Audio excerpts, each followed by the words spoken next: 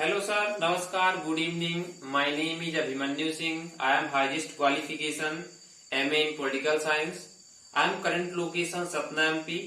आज इस वीडियो में मैं एक इंडियन पॉलिटी के छोटे से टॉपिक भारत शासन के अंग की बात करूंगा। भारत शासन के अंगों को 3 भागों में बांटा गया है, उसको पहले मैं लिख लेता हूं।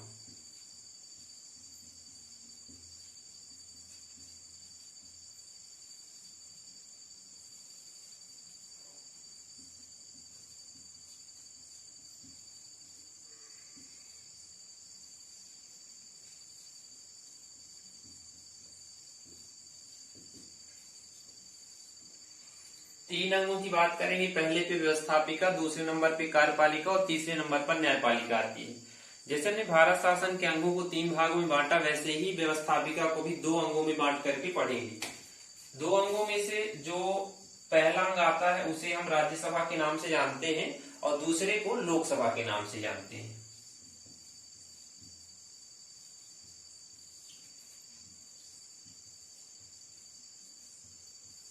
अब इन दोनों के डिटेल को भी हम थोड़ा सा जानते हैं कि राज्यसभा के अंदर कौन कौन सी बातें होती हैं, लोकसभा के अंदर भी और कौन कौन सा डिटेल इसमें दिया हुआ है। तो सबसे पहले बात करें राज्यसभा। राज्यसभा को एक क्या कहा जाता है, उच्च सदन के नाम से जानते हैं,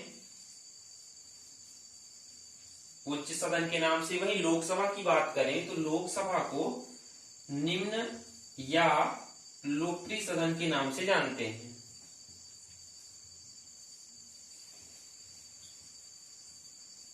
अब बात करें कि इसे लोकप्रिय क्यों कहा जाता है, क्योंकि लोकसभा का जो इलेक्शन है, चुनाव है, वो प्रत्यक्ष रूप से सीधे जनता के माध्यम से चुन करके सदस्य लोकसभा या पार्लियामेंट में पहुंचते हैं, इसलिए इसे लोकप्रिय सदन भी कहा जाता है। अब इसमें स्थायी और अस्थायी की बात करते हैं कि राज्यसभा को एक स्थायी सदन कहा गया है। वहीं लोकसभा की बात करें तो लोकसभा को अस्थायी सदन के नाम से जानते हैं। अस्थायी सदन के आगे हम जानेंगे कि इसे स्थायी और अस्थायी सदन क्यों कहा जाता है। इससे पहले हम लोग जो है इसके सदस्य संख्या की बात कर लेते हैं, लोकसभा और राज्यसभा की। तो सदस्य संख्या में बात करें तो राज्यसभा की सदस्य संख्या 250 होती है।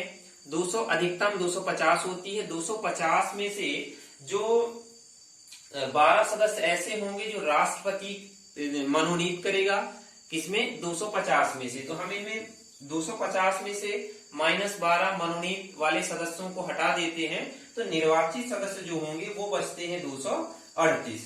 अब ये 238 सदस्य जो है ये निर्वाचन के इलेक्शन या निर्वाचन के माध्यम से चुन करके पहुंचते हैं। अब इनका जो बात करें कि इलेक्शन कैसे होता है 238 सदस्यों का, तो 238 सदस्य जो है वो राज्यों की विधानसभाओं के जो सदस्य हैं, निर्वाचित सदस्य, उनके माध्यम से चुन करके राज्यसभा तक पहुंचते हैं। वहीं हम बात करें यदि लोकसभा में सदस्यों की संख्या की, तो लोकसभा में सदस्यों की अधिकतम संख्या 552 होती है।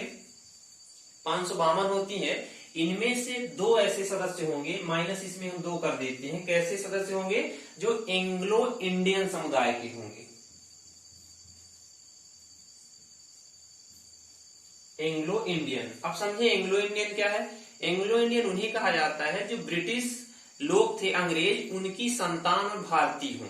ऐसे लोगों के लिए 2 सीटें जो है तो रिजर्व की गई थी लोकसभा की सीट 552 सीटों में से, है ना। अब इसकी बात करें 2 एंग्लो इंडियन की, तो अब इस पद को या 2 एंग्लो इंडियन की जो रिजर्वेशन की सीटें थी इसको समाप्त कर दिया गया है 2020 में। कौन से संविधान संशोधन नंबर में, 104 नंबर का संविधान संशोधन हुआ और उसके माध्यम से 2 एंग्लो इंडियन जो पद थे उनको पूरी तरह से समाप्त कर दिया गया सन 2020 में।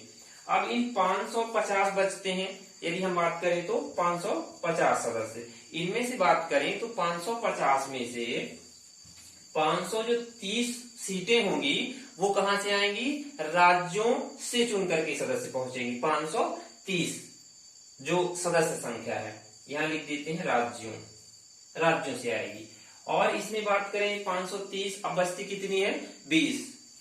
तो 20 सीटें जो हैं वो कहां से चुन करके सदस्य पहुंचते हैं, केंद्र शासित प्रदेशों से, जिन्हें कहा जाता है यूनियन टेरिटरी। 20 सीटें जो है केंद्र शासित प्रदेशों से लोकसभा सदस्यों के लिए रिजर्व है। अब 550 सीटें हैं। अब 550 में से वर्तमान बात करें कितनी सीटें हैं, तो वर्तमान में 545 सीटें हैं, जिनमें से हम 2 माइनस कर देते हैं। ये एंग्लो इंडियन वालों को, जो ये हैं एंग्लो इंडियन वाले, इनको माइनस कर देते हैं, तो निर्वाचित सदस्यों की संख्या 543 बचती है वर्तमान में। चलिए ऐसा सवाल आता है कि वर्तमान में लोकसभा में निर्वाचित सदस्यों की संख्या कितनी है, तो 543 इन्हें कहते हैं निर्वाचित सदस्य संख्या। अब निर्वाचित सदस्य संख्या ये 543 है, ये केंद्र जो केंद्र शासित प्रदेश हैं और जो राज्य हैं, राज्य की सरकारें हैं, राज्य है, इनसे चुन करके 543 सदस्य हमारी पार्लियामेंट में या लोकसभा में पहुंचते हैं। तो इस आज की वीडियो में हमने छोटे से टॉपिक लोकसभा और राज्यसभा के बारे में चर्चा की। हमें ऐसी उम्मीद है कि ये छोटा सा टॉपिक आप सबको ये वीडियो अच्छी लगी होगी। धन्यवाद।